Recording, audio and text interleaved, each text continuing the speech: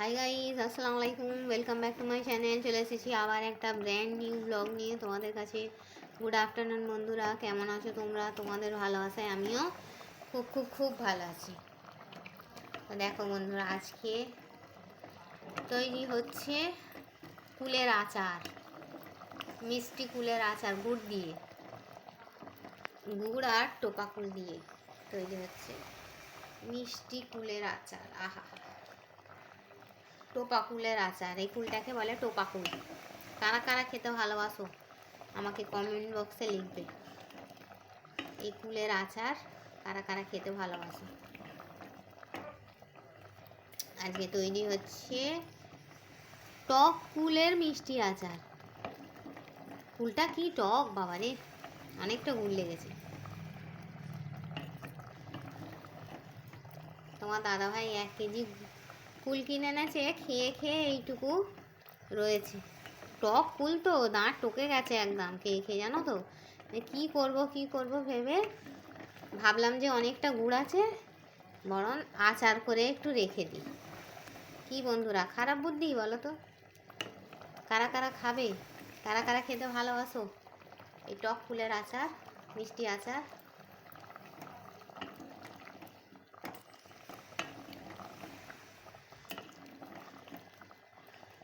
এই আচার আমার শাশুড়ি মা বানাতেন, অনেকটা কুলের আচার বানাতেন। তখন বড় ফ্যামিলি, সবাই খেত।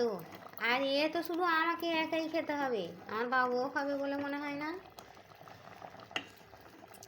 আর তোমার দাদা ভাইও খাবে বলে মনে হয় না। দেখা যাক। কালকে তো বললাম মিষ্টি কুলের আচার করবো, খাবে? মাথাটা নেড়ে দিল, মুখ দিয়ে হ্যাঁ হুঁ বললো না, মাথাটা নেড়ে বললে হুম। আহ, টোপা কুলগুলো দেখা একদম টোপ্পা টোপ্পা কুল। প্রথমে কুলটাকে ভাবিয়ে নিতে হবে, গরম জলের উপরে বসিয়ে ভাবিয়ে নিতে হবে। প্রথমে ধোবে, বাইরে থেকে নিয়ে এসে ধুয়ে ভাবিয়ে নিয়ে তারপরে এই গুড়টাকে ফোটাবে তেজপাতা দিয়ে,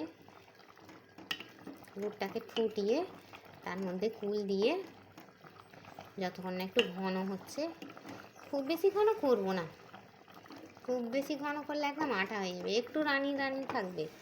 কি বুঝলে বন্ধুরা? তবে খেতে ভালো লাগবে। হয়েই এসছে, এত সুন্দর একটা খুশবু বেরিয়েছে, তোমাদের কি বলবো, পুরো বাড়িটা মোমো হয়ে গেছে এই কুলের গন্ধে। এত সুন্দর গন্ধ বেরিয়েছে জানো বন্ধুরা। তো চলো, এই ছিল আমার ছোট্ট একটা মিনি ব্লগ। আমার ভিডিওটা ভালো লাগলে লাইক করবে, কমেন্ট করবে, শেয়ার করবে, আর হ্যাঁ, সাবস্ক্রাইব করে আমার পাশেই থাকবে। Thanks for watching. আল্লাহ হাফিজ। আর কে কে আমার এই টক ফুলের আচার খাবে, টক ফুলের মিষ্টি আচার খাবে, চলে এসো। কি বুঝলে?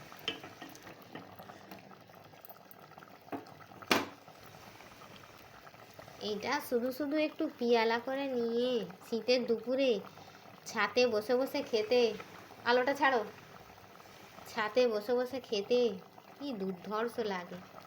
আমার তো খুবই ভালো লাগে। তোমাদের কার কার ভালো লাগে আমাকে কমেন্ট বক্সে কমেন্ট করে জানাবে। আমার ভিডিওটা ভালো লাগলে লাইক করবে, কমেন্ট করবে, শেয়ার করবে, আর হ্যাঁ, সাবস্ক্রাইব করে আমার পাশেই থাকবে। Thanks for watching. আল্লাহ হাফিজ। আর হ্যাঁ, কে কে আমার সঙ্গে এই কুলের আচার খাবে, চলে এসো।